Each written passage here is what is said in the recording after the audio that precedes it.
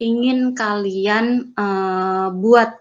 Ya, contohnya itu seperti apa, dicatat semuanya. Di home itu ada apa aja sih? Oh, di sebelah kiri itu ada kalender misalkan, oh di sebelah kiri itu ada navigasinya misalkan, di atas ada menu, di kiri ada menu juga, menu navigasi namanya misalkan. Kemudian misalkan di atas menu itu ada header ya, ada gambar yang gambarnya bisa slideshow. Nah, itu kan menarik ya. Websitenya itu menarik dan lebih dinamis, terlihat lebih dinamis gitu. Nah, makanya jangan apa ya, jangan sungkan-sungkan untuk observasi ya. Jangan males-males untuk observasi dan cari tahu informasi gitu ya. Jadi jangan cuma sekedar lihat-lihat aja, tapi dicatat sedetail mungkin. Oh, di bawah itu ada catatan, catatannya itu mengenai copyright misalnya. Perlu nggak ya saya cantumin copyright? Atau ada pihak-pihak yang terlibat, sponsor-sponsor, perlu nggak ya sponsor-sponsor itu gitu ya. Jadi benar-benar observasi itu dicatat semuanya. Nah, kalau misalkan kalian punya patokan atau contoh website atau contoh aplikasi, ya itu bisa jadi referensi yang mau kalian bikin. Oh, kemarin di websitenya di home-nya ada A, B, C. Nanti saya mau bikinnya ada A, B, C, D, E, misalkan kayak gitu. Itu di perencanaan. Oke. Jadi di perencanaan itu berisi fitur-fitur apa saja yang akan ada di website atau aplikasi kalian. Gitu ya. Itu di apa ya, dideskripsikan secara detail, jelas ya. Tadi tujuan aplikasinya tuh apa, ya tujuannya apa, kemudian fitur-fitur apa yang akan ada di website atau aplikasi kalian itu apa, itu di perencanaan. Kemudian ada juga tim pengembangan, ya. Nah, tim pengembangan itu kan berkaitan dengan human atau human resource-nya ya, sumber daya manusianya. Ketika kamu bikin website, siapa aja sih yang terlibat gitu ya. Nah, yang pasti adalah programmer, udah pasti. Kemudian kalau misalnya kalian objek observasinya adalah real, ya pasti kan ada usernya, betul nggak? Nah, berarti siapa saja yang terlibat berarti usernya ya. User itu adalah nanti yang mengakses website kalian. Nah, selain user yang akan mengakses website kalian ya, ada juga misalnya ownernya. Nah, misalnya pemilik WO-nya, wedding organizer-nya, atau pemilik distronya, atau pemilik butiknya gitu ya, atau ada yang memilih usaha kuliner, pasti kan ada owner-nya. Kamu tanya-tanya sama owner-nya. Owner-nya itu mau dibuat seperti apa, ya kebutuhannya apa saja, gitu. Jadi siapa saja yang terlibat, ada programmer. Kemudian kalau misalnya kalian butuh desainer grafis misalnya gitu ya. Nah, itu juga bisa dicantumkan. Bu, kalau desainer grafisnya saya juga gimana Bu? Ya nggak apa-apa, kalian bisa memposisikan diri kalian sebagai desainer grafis karena nanti foto-foto yang akan dimasukkan ke website ya itu udah saya edit semua Bu supaya kelihatannya lebih menarik dan lebih bagus. Itu oke menurut saya. Gitu ya. Kamu yang bikin websitenya sebagai programmer, kamu yang bikin desain grafisnya ya sebagai desainer grafis, kemudian kalian bisa tanya-tanya sama ownernya mengenai apa aja informasi yang mau ditampilin. Kemudian kalian juga bisa tanya sama user, kira-kira kalau orang mau wedding misalnya ya, itu apa sih yang diperluin? Oh, harganya. Oh, paketnya itu isinya apa aja dengan jelas gitu ya. Yang penting misalkan karena dia produk jasa, ya biasanya itu kontak person atau fast responsive itu lebih diutamakan. Misalnya kayak gitu. Itu dari perencanaan. Tadi, tujuannya apa, fitur-fiturnya apa, kemudian siapa saja yang terlibat, ya. Kemudian yang ketiga biasanya adalah time management atau manajemen proyek, ya.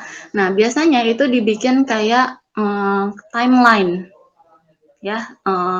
Kapan dia perencanaan, kapan dia analisis, kapan dia perancangan, kapan dia membuatnya implementasi, kapan dia uji coba. Kayak gitu. Contohnya kemarin mungkin di slide saya ada gitu ya. Nah, kalau mau di breakdown lagi, lebih detail lagi, itu lebih bagus lagi. Misalnya di perencanaan ya, saya kasih waktu bikin fitur-fitur misalnya itu adalah 2 hari misalkan. Kemudian menyusun tim gitu ya, termasuk observasi itu adalah 2 minggu misalnya kayak gitu. Nah itu bisa dibuat timeline-nya ya. Jadi kira-kira kayak gitu. Nah satu hal lagi mungkin kalau untuk pengembangan sistem secara profesional itu biasanya ada estimasi biaya ya, karena mungkin kalian kan non-profit ya, kalian tidak mengambil keuntungan dari secara finansial dari apa namanya, dari project kalian, PI kalian gitu ya.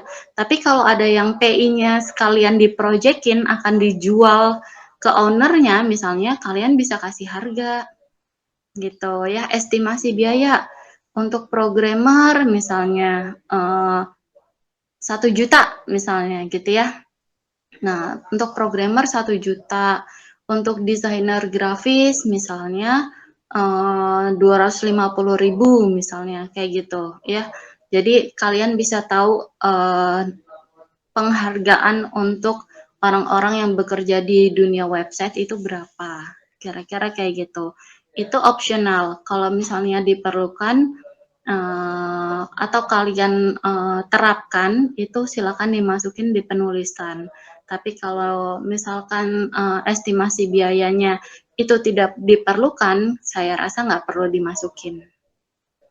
Gitu. Itu dari perencanaan dulu. Ada yang masih bingung nggak? Begini saya mau nanya. Ya, kenapa Aura? Kan ini kan untuk perancangan, ibu kata ibu kita bikin draft dulu. Sementara di bab 3 itu di bagian apa sih, perancangan ada kayak UML, terus use case diagram, terus activity diagram. Untuk hal kayak gitu itu berarti masuk ke penulisan yang berarti dikerjakan nanti ya Bu? Ya, sebenarnya step kita masih di analisis ya. Masih di perencanaan dan analisis. Nah, untuk perancangan ya, berarti kita udah mulai masuk ke perancangan interface, perancangan database gitu ya, dan perancangan sistemnya. Nah, nanti kamu bisa pilih mau pakai DFD, mau pakai UML, atau mau pakai flowchart. Tapi nanti kita selesaiin dulu step by step. Ya, kenapa? Karena step yang pertama itu akan jadi pondasi untuk step yang kedua. Itu cara kerjanya waterfall. Jadi step pertama, perencanaan itu harus selesai detail dulu. Kalau belum dideskripsiin secara detail, itu seharusnya tidak boleh masuk ke analisis. Gitu.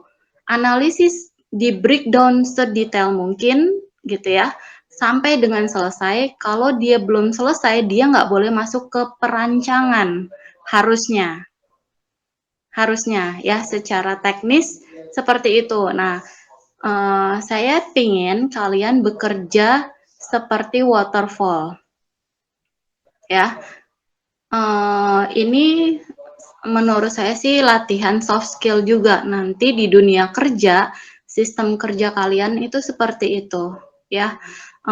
Mungkin kalian tidak diposisikan dari A sampai Z, dari perencanaan sampai dengan uji coba, enggak. Kalian bisa ada di posisi satu tempat aja, misalnya di analisis aja, gitu. Jadi kalian harus bisa membreakdown semua kebutuhan di analisis sistem itu secara baik gitu. Kenapa? Karena analisis kamu nanti di perusahaan itu bakalan dipakai sama orang lain di bagian perancangan gitu. Jadi saran saya kamu jangan masuk ke perancangannya dulu, tapi fix dulu di perencanaan dan analisisnya dulu. Seperti itu, menurut saya. Nah, nanti kalau di perancangan, nanti saya kasih clue lagi sama kalian. Kalian coba baca DFD, UML, sama flowchart. Kira-kira mana yang mau kamu pakai? Itu. Sampai di analisis dulu, ada yang masih bingung nggak? Oke Bu, terima kasih atas jawabannya. Iya, tenang ya Aura, sabar-sabar dulu. Kamu analisis perencanaan dan analisisnya udah selesai? Belum sampai analisis tiap-tiap bagian kayak misalkan interface gimana atau fungsi-fungsinya semuanya itu belum sih, baru kayak nyebutin fitur-fitur aja. Nah, gitu ya. Jadi di perencanaan dulu ya. Misalkan makanya kemarin saya bilang kalau misalnya kamu mau bikin website, cari satu website jadi patokan. Dan itu kamu bedah semuanya. Di perencanaan kamu pretelin ya, fitur-fiturnya itu apa aja. Misalkan dari 7 fitur yang ada di website, kayaknya saya cuma sanggup 3 doang bikinnya. Kayaknya saya nggak bisa deh bikin misalnya apa ya, bonus-bonus gitu ya dari setiap poin yang dia dapat misalnya gitu ya. Itu kan susah. Kenapa? Karena nanti database-nya berkaitan sama pembeliannya, transaksinya gitu ya. Nah, bonus-bonus itu kan susah ngitungnya. Wah, kayaknya saya nggak bisa gitu ya. Nah, itu kamu skip aja boleh. Di perencanaan itu dideskripsiin. Oh, saya mau bikin misalnya harga terbaik aja misalnya, atau saya mau bikin live chat aja, kayak gitu-gitu ya. Jadi direncanain dulu yang matang, dianalisis ya, dianalisis sistem, baru kamu bedah dari fitur yang mau kamu buat itu datanya dari mana. Misalnya ada 4 tadi ya, sorry saya kebayangnya cuma wedding dulu nih ya. Jadi di website wedding saya itu ada 4 misalnya, ada home, kemudian ada menu, kemudian ada pemesanan misalnya, sama kontak us gitu ya. Nah, misalnya di menu itu ada fotonya, kemudian ada apa saja isi paketnya. Nah, itu kamu deskripsiin fotonya diambil dari mana, datanya diambil dari mana, gitu. Itu namanya analisis, ya, secara fungsional. Di breakdown lagi. Jadi di perencanaan itu kamu cuma ngomongin fitur-fiturnya apa saja, tapi kalau di analisis kamu ngomongin isi dari fiturnya, gitu ya. Isi dari fiturnya, misalkan tentang COVID ya. Di home itu ada informasi perkembangan COVID misalnya. Nah, informasi perkembangan COVID itu diambil dari BNPT misalnya, kayak gitu ya, situs resmi Badan Nasional Penanggulangan Bencana misalnya gitu ya. Situsnya kamu kasih tahu bla bla bla bla bla bla blanya. Kayak gitu ya.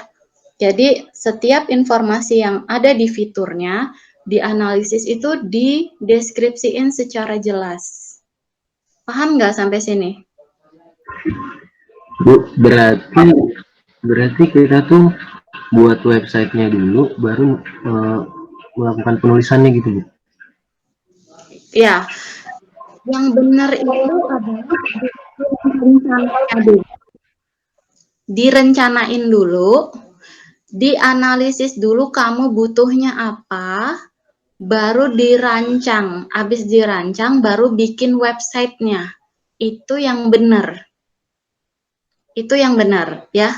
Tapi kalau misalkan Bu, saya pingin bikin websitenya dulu, baru nanti kejar penulisannya, boleh nggak?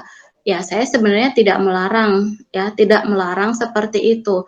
Tapi di dunia kerja, ya, nanti kalian akan masuk ke dunia kerja, sistem kerjanya itu nggak seperti itu, Rifki, ya.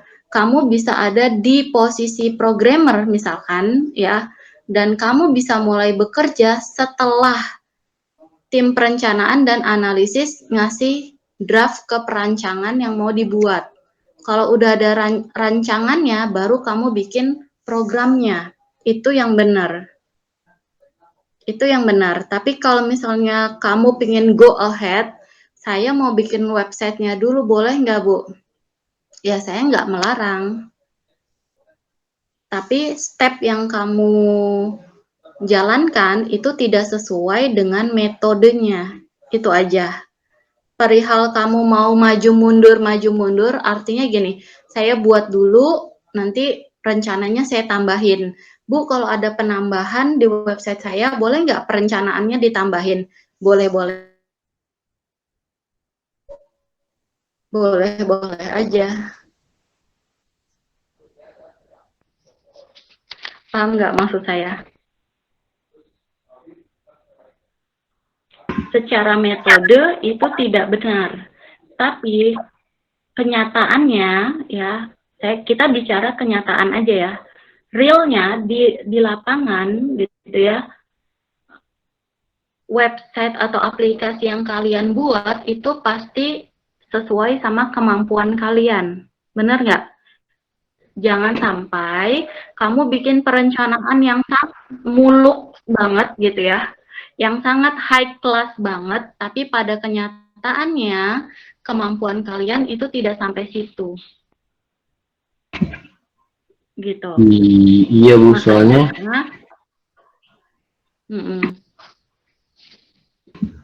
iya soalnya bingung Bu, kayak gimana mau Rifki? bingung soalnya kayak bingung mau buat rancangannya, analisisnya, tapi kayak saya belum tahu bisa atau enggaknya bikin websitenya. Maaf putus-putus.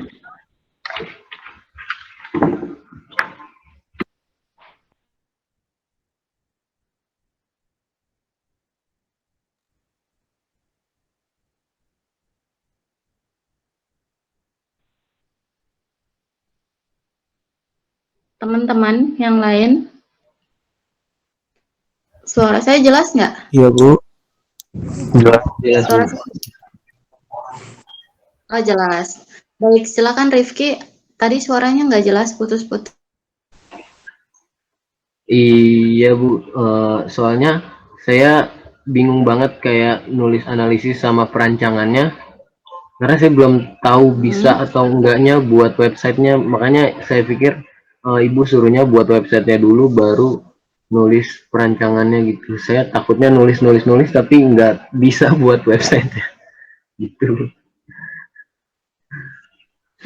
Oke, ya, saya sih sebenarnya tinggal balik ke, saya sih sebenarnya realistis aja, ya, realistis aja.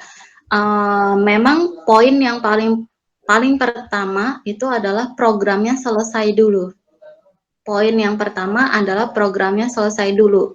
Penulisannya itu bisa dikejar sesuai dengan program yang telah selesai. It's up to you, terserah. Kalau gitu saya ngerjain programnya dulu, boleh nggak Bu? Boleh. Tapi untuk membuat program harus direncanakan dulu. Ya, biar on target gitu. Jadi saya tahu target yang mau saya capai. Gitu loh, Rifki. Perihal dari target, misalkan saya menargetkan 5, perihal 3 doang yang tercapai, itu nggak apa-apa.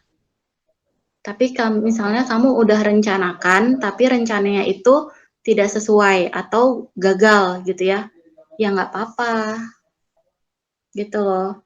Tapi di dunia kerja tuh caranya seperti itu, direncanain dulu, ya, dirancang dulu, baru dibuat.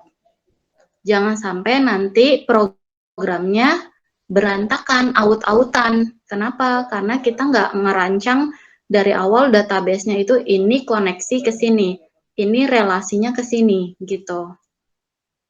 Nanti yang pusing siapa? Kamu juga. Kenapa? Karena programnya dibuat secara apa ya? Unstruktur. Gitu. Boleh nggak, Bu? Boleh. Intinya adalah programnya selesai, gitu kan? Tapi ya untuk mendapatkan proses yang baik dan hasil yang baik, sebaiknya direncanakan. Sebaiknya. Berarti analisis sama perancangan ini tuh kayak masih draft gitu ya, Bu? Apa udah Betul. penulisan yang saya Drafting aja kirim ke dulu. Ibu? Nah, yang tadi saya bilang ya, daripada ide-ide kamu itu lupa, ya, daripada observasi kamu itu buyar, bikin draft. Perihal kamu mau bikin draftnya itu sebagus penulisan ilmiah, itu lebih baik. Gitu loh. Paham nggak maksud saya? Boleh dalam bentuk draft, boleh udah dalam bentuk bab 3, boleh. Terserah. Boleh saja. Yang Berarti jelas soal ide-ide judul nggak ada kamu, masalah ya, Bu? perencanaan kamu itu. Kenapa? Berarti soal judul nggak ada yang masalah ya, Bu? Semuanya oke semua ya, Bu? Menurut saya silakan aja, boleh. Oke, baik, Bu. Ya, biasanya saya kasih judul teman-teman itu terakhir. Karena kita harus lihat dulu seluruh isi dari PI-nya itu apa, kemudian baru bikin judul sesuai dengan isinya. Kalau temanya kan kemarin kalian udah utarakan ke saya semua gitu ya. Kalau saya nggak masalah buat temanya, silakan aja. Selama aplikasi yang kalian buat itu original, hasil buatan kalian sendiri gitu ya. Syukur-syukur aplikasinya itu bermanfaat ya sama diri kamu sendiri dan orang lain gitu ya. Kemudian yang terakhir adalah sebisa mungkin menggunakan teknologi yang terupdate. Udah itu aja. Prinsip saya cuma 3 itu aja. Bu, saya mau nanya, Bu. Ya. Tadi kan yang Ibu bilang kalau Kenapa? Mau? iya, Bu, yang tadi kan yang Ibu bilang kalau seandainya kita ada yang nggak bisa buat di websitenya bisa kita lompatin aja, nggak usah dibuat. Nah, itu saya mau nanya, Bu, seandainya saya kan ingin penjualan ya, Bu, ya, penjualan kuliner gitu, makanan, Bu. Nah, seandainya Yes.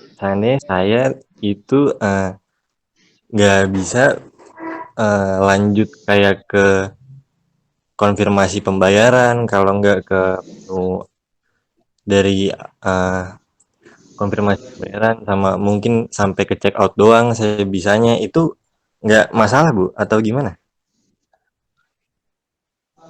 Ya. Sebenarnya gini, kalau misalnya kamu mau bikin e-commerce ya, e-commerce itu kalau menurut definisi saya ya itu adalah transaksi elektronik ya. Artinya di dalam proses transaksi jual beli itu ada transaksi bankingnya. Kalau menurut saya, kalau misalkan website kamu hanya sampai pemesanan online aja, sampai check out aja, tapi untuk konfirmasi pembayarannya masih manual. Manual itu bisa upload bukti transfer misalnya atau via SMS atau WA gitu ya. Itu kan masih manual ya, dia tidak otomatis kalau kita transfer langsung real time misalkan statusnya lunas gitu ya. Nah, setahu saya ya, kalau prosesnya belum sampai banking atau belum sampai koneksi bank gitu ya, itu belum masuk e-commerce. Jadi jatuhnya adalah misalnya pemesanan online atau penjualan online. Boleh nggak? Boleh. Yang penting prosedurnya itu sesuai sama kebutuhan user sama ownernya, gitu.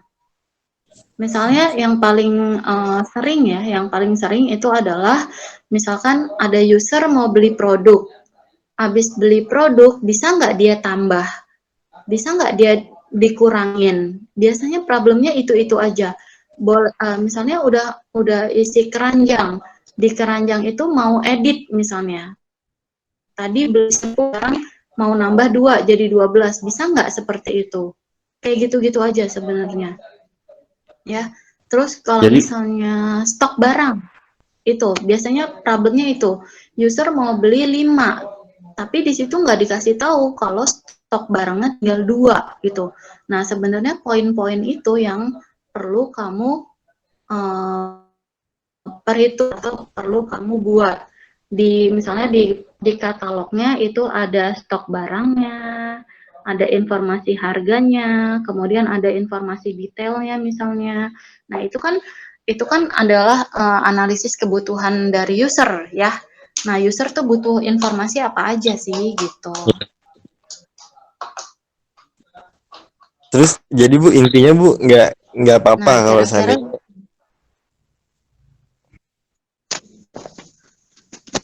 iya, selama sesuai dengan apa ya? Sesuai dengan prosedur website penjualan online. Ya, minimal sesuai standar aja, Kemal. Ya, sesuai standar oke aja. oke Bu. User bisa pesen, kemudian Hmm. bisa pilih-pilih barang, bisa tambah barang, bisa kurang barang, kayak gitu-gitu. Syukur-syukur bisa nampilin best seller. Nah, itu kan juga satu nilai plus ya. Kenapa? Karena best seller itu nggak mudah. Best seller itu bisa dilihat dari transaksi yang udah terjadi, bener nggak? Nah, dari transaksi yang udah terjadi, produk mana yang penjualannya itu paling tinggi dari database. Nah, itu ditampilin di home misalnya. Wah, itu bisa jadi nilai plus dari website kamu, gitu. Gitu ceritanya. Ya udah Bu, terima kasih ya Bu. Ya, jadi minimal kamu udah punya patokan kira-kira mau bikin websitenya, udah tau lah proses penjualannya tuh seperti apa.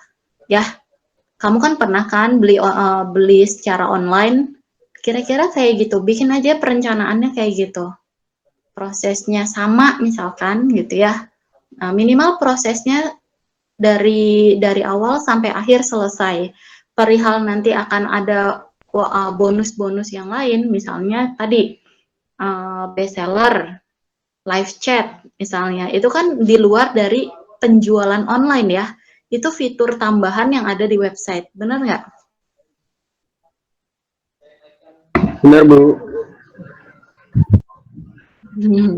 Ya, jadi fokus misalnya saya jualan online, fokus jualan online. Perihal nanti ada waktu luang, misalkan puasa gitu ya, dapat ilhamnya ini ya, deras gitu ya, ilhamnya langsung ekspor ya. Wah, saya bikin best seller. Oh, saya mau bikin live chat. Oh, saya mau bikin paket promo misalnya gitu ya. Paket promo itu kan ya namanya juga promo ya, relatif lebih murah misalnya. Gimana cara nge-mix gitu ya produk-produk gitu ya dibikin paket-paket gitu. Ini nilai plus juga gitu menurut saya. Oke, ada lagi? Bu, saya boleh tanya nih Bu. Ya, ya silakan. Eh, kan katanya ada ini ya Bu, yang penulisan PI-nya tuh pure analisis Bu, kayak nggak buat website. Itu gimana ya Bu? Saya pengen tahu, kali aja boleh kan? Oke, ya. Um,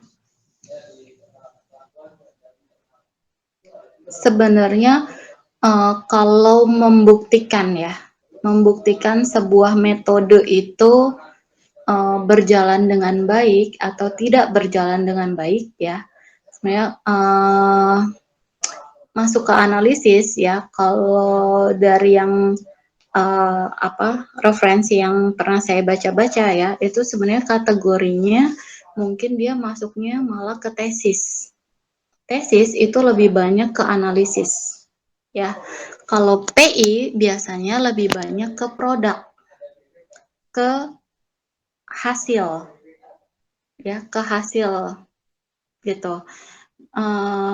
Bisa membuat website, bisa membuat aplikasi gitu ya. Nah, masuk ke skripsi ya, masuk ke skripsi biasanya itu juga pembuktian metode. Misalkan ada satu metode namanya black propagation misalnya. Black propagation itu digunakan untuk misalnya OCR, optical character recognize, dia untuk mendeteksi huruf. Benar nggak dengan pakai black propagation huruf itu bisa terdeteksi? Kayak gitu. Membuktikan metode gitu ya. Tapi banyak Bu skripsi bikin produk juga ya bisa jadi gitu. Misalnya saya bikin aplikasi untuk deteksi huruf gitu ya. Sebenarnya kan yang dia gunakan sama-sama black propagation gitu. Paham nggak maksud saya?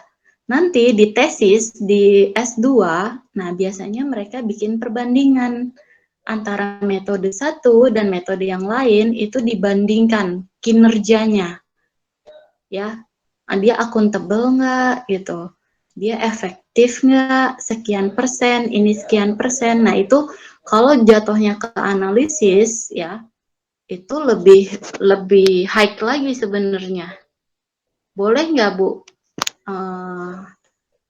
Tergantung kasusnya ya. Kasusnya apa? Boleh tahu nggak? Analisis apa? Iya kan, anak teman-teman jurusan saya kayak ada bilang katanya boleh pure analisis kayak nganalisis website yang udah jadi gitu.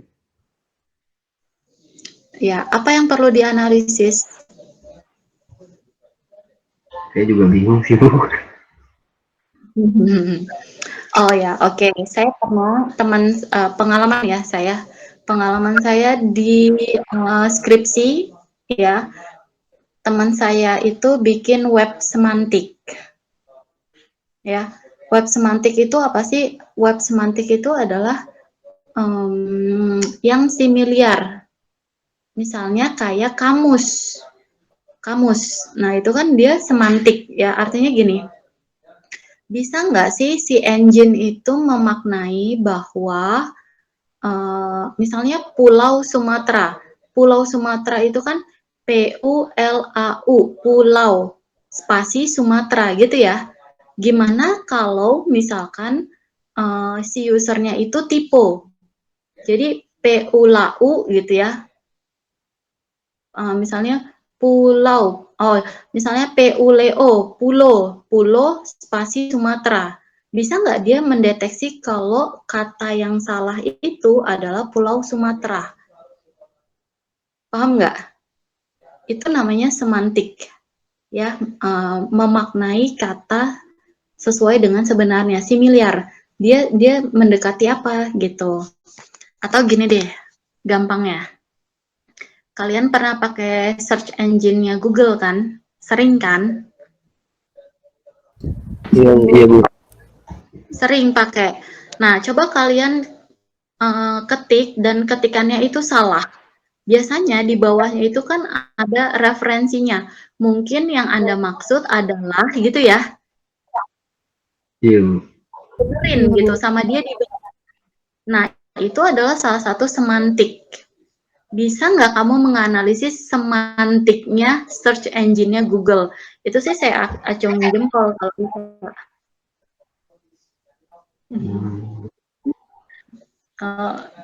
Kalau mau seperti itu, oke banget sih, nggak masalah. Ya, menganalisis kinerja dari sebuah sistem. Itu analisis ya, menganalisis kinerja dari sebuah sistem. Boleh nggak? Oke, kalau misalnya kasusnya itu relevan, saya sih oke aja. Berarti jauh Tapi kalau lebih ribet misalnya, ya. ya tentu makanya saya bilang analisis itu kelasnya itu udah sekelas tesis kalau menurut saya gitu. Paling teman-teman skripsi ya yang S1 itu jatuhnya malah ke kamus biasanya. Pembuatan kamus gitu ya. Kamus bahasa Korea, kamus bahasa Jerman gitu ya, kamus bahasa Jawa biasanya kayak gitu. Gitu. Tapi ujung-ujungnya produk juga. Tapi dengan metodenya, dengan metode yang biasanya ditentuin sama dosen. Gitu, teman-teman. Oke, Bu. Nah, makanya misalnya gini, teman-teman PI, Bu, di tempat saya ada apa sih sekarang misalnya ada minuman cepat saji gitu ya. Saya mau bikin kasirnya Bu gitu, boleh nggak? Oh nggak masalah, silakan aja gitu. Ya, cari yang apa ya ibaratnya problem yang di sekitar kita gitu ya, yang sesuai sama kemampuan kita. Kemudian tadi kalau bisa kalau tapi si kasirnya itu ownernya cuma bisa Vibi Bu gitu, boleh Ibu gitu. Ya kalau saran saya kalau bisa yang mirip Vibi itu lebih bagus yang punyanya Vibi doang Bu. Boleh nggak gitu? Ya boleh aja sih menurut saya. Gitu yang penting ya arahnya dan tujuannya lebih ke produk. Artinya mahasiswa membuat suatu karya ilmiah gitu ya, membuat suatu ya karya ilmiah gitu ya, sesuai dengan kemampuannya gitu. Bu, berarti Gitu teman-teman. berarti boleh ya Bu kalau misalkan saya buat web yang memang terinspirasi dari sebuah web, tapi kan saya mau bikin web resep ya Bu, web resep makanan, tapi itu saya pengen bikinnya di beda daerahnya Bu, jadi karena suatu daerah itu belum ada nih web resepnya, dan saya terinspirasi dari web itu boleh nggak Bu kira-kira? Ya sebenarnya boleh, ya sebenarnya boleh. Asalkan misalkan gambarnya hasil gambar kamu sendiri gitu ya. Namanya resep itu kan bisa juga turun temurun atau bisa juga memang udah umum dilakukan sama orang gitu ya. Jadi informasinya yang mirip-mirip sebenarnya juga boleh juga gitu ya. Tapi saran saya ada poin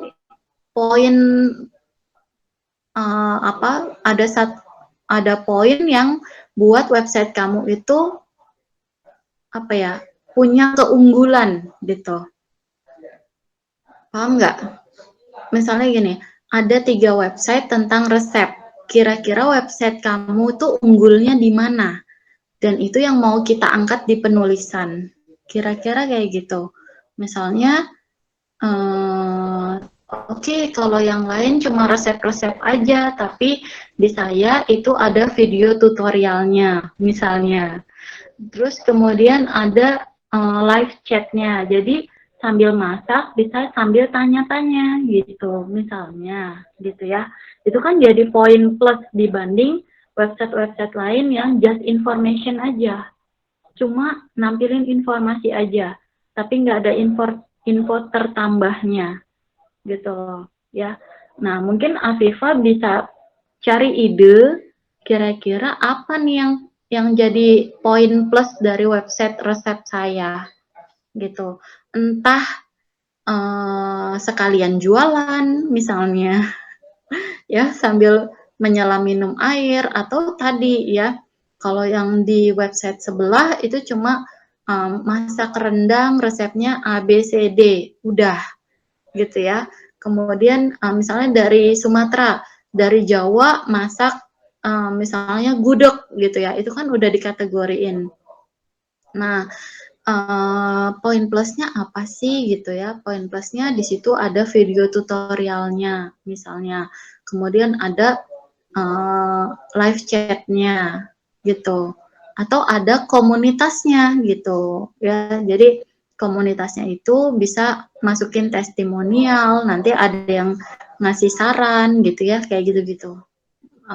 Cari ide yang bisa jadi nilai plus dari aplikasi kamu dan itu yang mau kita angkat di penulisannya. Seperti itu. Kira-kira kayak gitu. Makanya banyak referensi itu sebenarnya bagus ya, cuma memang harus disesuaikan sama kemampuan. Kalau saya pengennya bikinnya tuh kayak ada pengkategorian jenis hidangannya gitu Bu. Misalkan apakah itu makanan penutup atau makanan utama dan minumannya gitu Bu. Kalau kayak gitu, Ya, oke. Terus? kalau tadi kan Ibu bilang boleh dimasukin video. Nah, kalau misalkan saya ambil video dari YouTube nih Bu, apakah itu kena copyright atau gimana Bu? Ya, sebenarnya ada etikanya. Ya, yang pertama mungkin kamu bisa permission gitu ya sama autornya, pembuat videonya gitu ya. Atau memang bisa dicantumin sumbernya. Saran saya ya supaya lebih original, kamu bikin tutorial masak aja sendiri. Ya, misalkan ya biar websitenya tuh lebih apa ya, lebih qualified lah, nggak ngeling-ngeling gitu loh. Ya, oke, misalkan kalau misalnya Bu, videonya itu saya upload di website saya itu jadinya berat, alias kalau misalnya user ngeklik halaman video gitu ya, tutorial, itu akan ngelotnya lama. Makanya ketika masuk ke room atau ke menu tutorial, itu saya buat linknya ke YouTube. Boleh nggak? Itu boleh gitu, itu boleh, tapi link yang ada di YouTube itu adalah kamu yang lagi masak gitu. Itu jauh lebih baik. Paham nggak? Bu, baik Bu. Hobi masak ya? Ya enggak Bu, maksudnya suka aja kulineran ya. Enggak.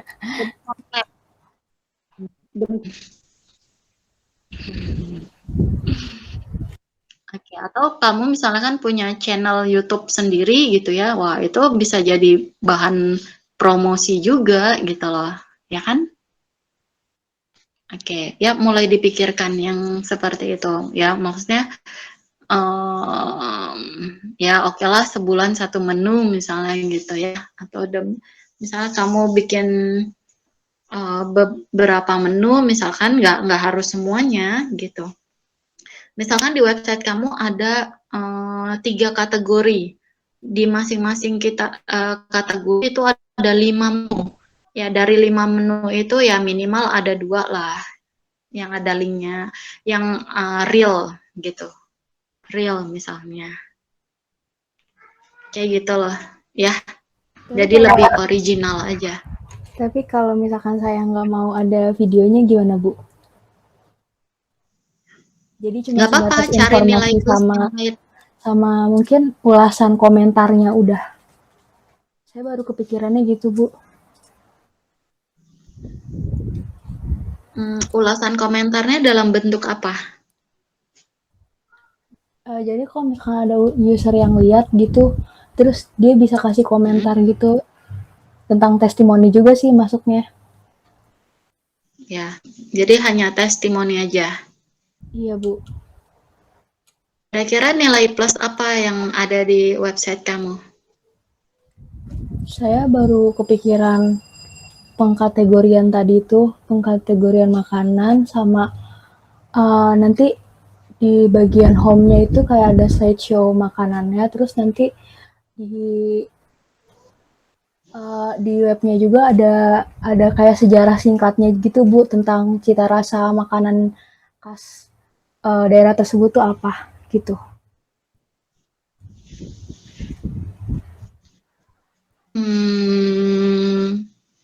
Saya belum kepikiran ya nilai plus apa yang mau diangkat di penulisannya. Belum kepikiran dari perencanaan yang tadi kamu bilang. Gitu. Jadi apa ya?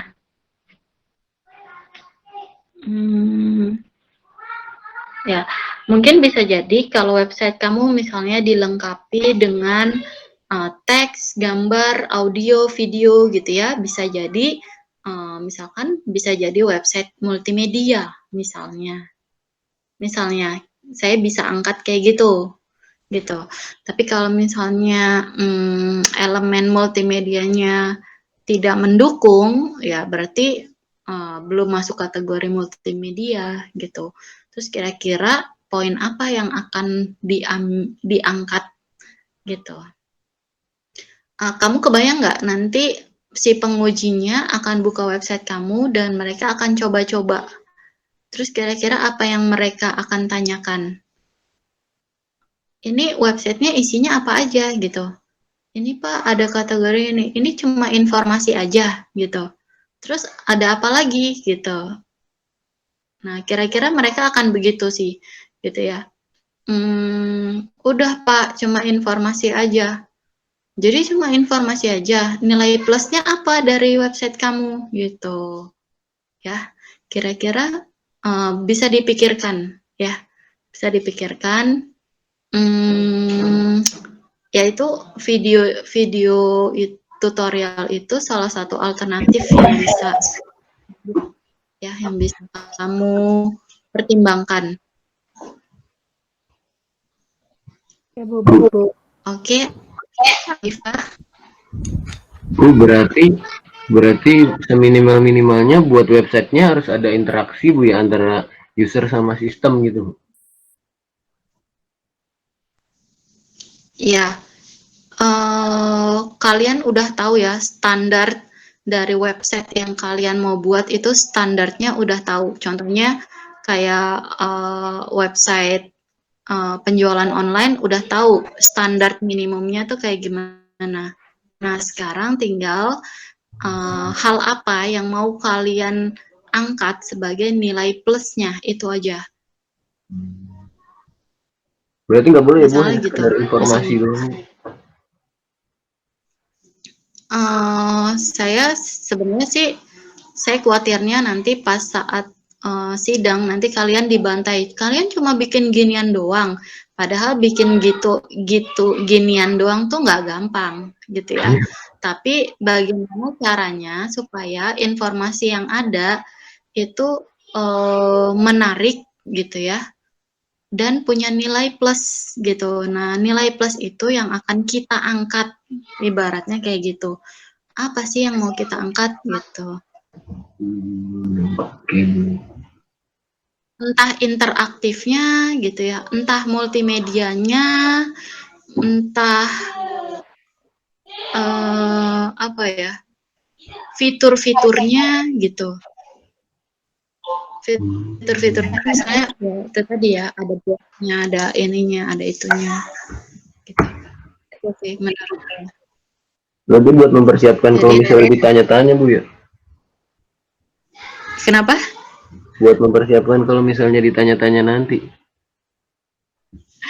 Ya, untuk mempersiapkan nilai plusnya itu apa? Gitu aja. Oke. Agak-agak Ya, rumit ya. maksudnya ini masih banyak waktu, masih bisa dibuat dan dicoba gitu ya. Dibuat dan dicoba. Itu dia saran saya standarnya dulu, sesuai sama standar website atau aplikasi yang udah kalian jadiin patokan, sesuai standarnya dulu. Nanti kalau punya waktu lebih, itu harus dipikirkan nilai plusnya apa. Yang penting standarnya itu terpenuhi dulu. Gitu dulu deh.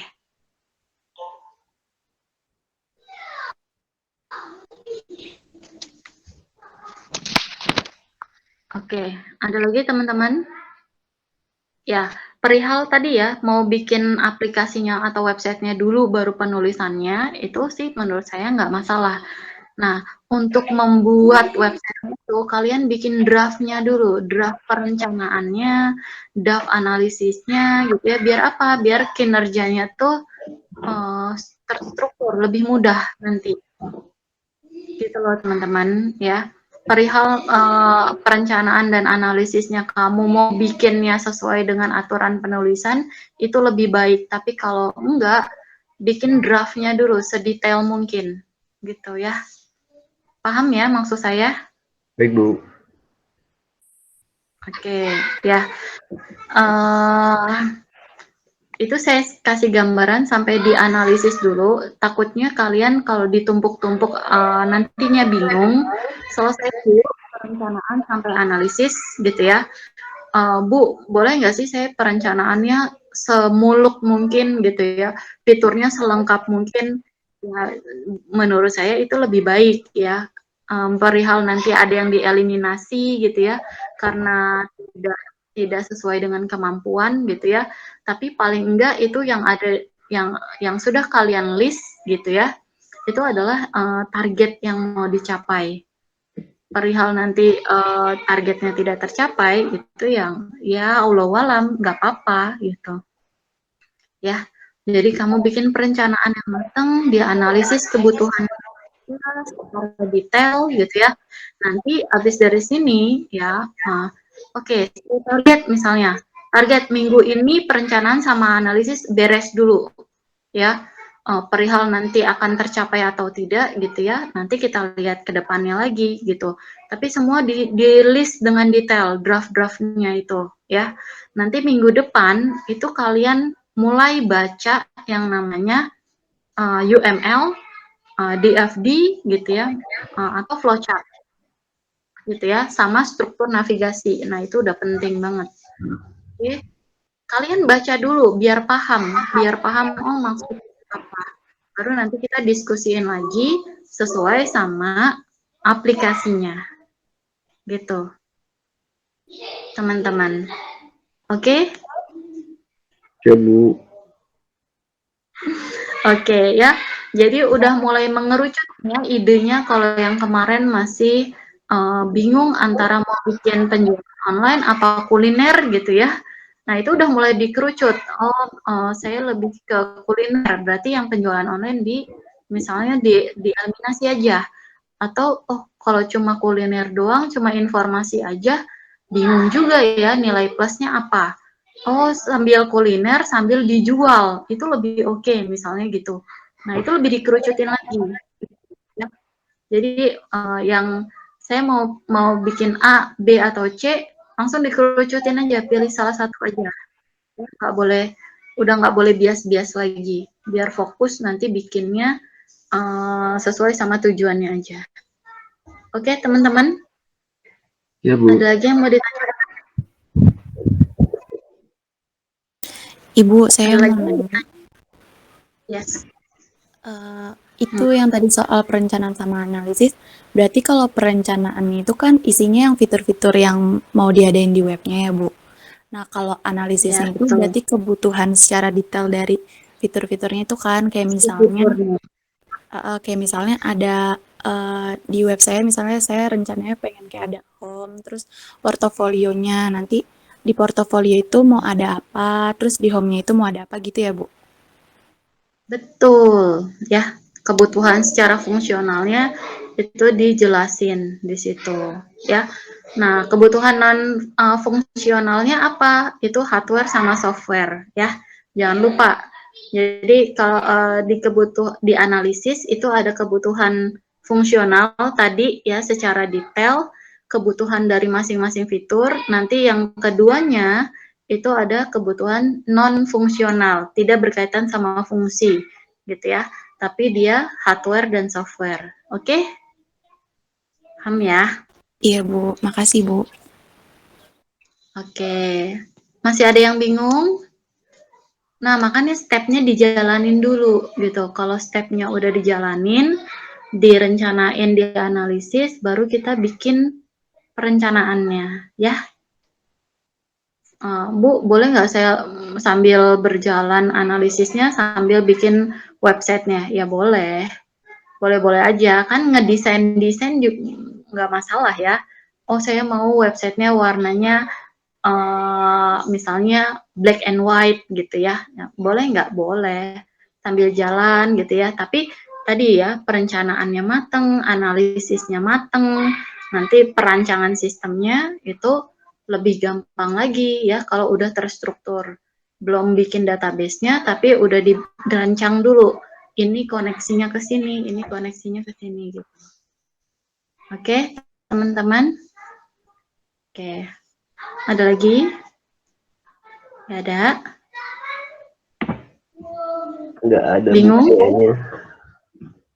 Bingung? Sudah Wajar. jelas, Bu. Ya. Ya, wajar ya. Berarti kalau bingung, kalau pusing, berarti kalian berpikir, lagi bekerja nih otaknya. Kira-kira saya mau bikin apa? Saya harus belajar apa gitu ya. Kira-kira kayak gitu ya. Oke. Target Sabtu atau Minggu selesai perencanaan, selesai analisis, masuk ke hari Senin itu harus udah baca UML, DFD, struktur navigasi, dan flowchart. Ya, harus tahu seluk-beluknya apa. Kalau udah tahu seluk-beluknya apa, baru bisa milih. Kalau saya mau pakainya UML aja, Bu. Kenapa? Karena lebih lengkap dan lebih gampang cara gambarin sistem. Wah, kayaknya saya nggak pakai UML deh, Bu. Saya cocoknya pakai DFD. Silakan, gitu. Ya, oke teman-teman? Baik, Bu. Baik, Bu.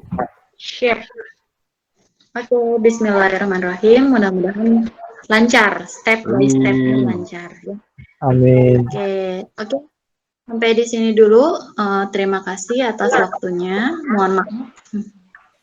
Ya, mohon maaf kalau ada yang kurang berkenan gitu ya. Mudah-mudahan PI-nya lancar semuanya ya. Kalau nggak ada lagi, saya izin live ya teman-teman. Bimbingannya besok-besok malam aja ya, Bu. Kenapa? Bimbingannya malam-malam aja, Bu. Jangan, Bu. Malam-malam aja, Bu, fokus. Jangan, Bu, jangan. Malam-malam boleh, Bu? Seperti ini maksudnya. Ya, Bu, jadi kan Ibu nyantai, Iya, Bu. enak. Boleh.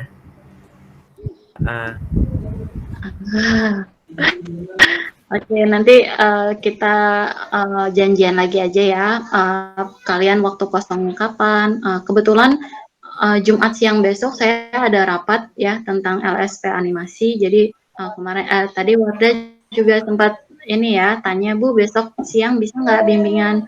Wah, kebetulan lagi ada rapat, jadi ya saya sempatnya hari ini ya malam gitu ya. Nanti kita janjian lagi aja. Mungkin kedepannya akan lebih personal ya, jadi kita nggak akan bimbingan secara umum kayak gini ya, karena mungkin ada yang terbahas, ada yang tidak terbahas gitu ya. Jadi mungkin kedepannya akan lebih personal lagi ya. Kita nggak akan bimbingan ketemu ya, Bu? Sejauh ini belum ada jadwal untuk tatap muka. Sejauh ini ya, dari pihak kampus sih belum ada tatap muka. Kalaupun harus tatap muka, bisa video conference gitu. Sama aja sih sebenarnya ya, cuma beda jarak aja. Enakan ketemu, Ya kan? Bu. Bedanya adalah saya nggak bisa lihat kalian nih, karena kalian hidden kamera semua. Harusnya besok on kamera semua ya. Ya, Bu. Oke teman-teman, makasih banyak atas waktunya. silakan bereksplorasi ya. Tetap jaga kesehatan ya, yang paling penting sehat dulu. Kalau nggak sehat nanti tugasnya nggak selesai ya. Sehat dan fokus dikerjain. Oke, dari saya sekian. Mohon maaf kalau ada yang kurang berkenan ya. Mau masuk Ramadan juga, mohon maaf lahir batin ya. Iya Bu. Mudah-mudahan ibadahnya. Oke. Ya, Iya, Bu. Bu. Assalamualaikum warahmatullahi Mohon maaf lahir dan batin juga, Aduh, Bu. minta maaf, Bu. Waalaikumsalam Sama. Waalaikumsalam warahmatullahi wabarakatuh. Terima kasih ya, Bu. Makasih Bu. Oke, Terima kasih banyak, Bu. ya izin live teman-teman. Iya Bu. Baik, Bu.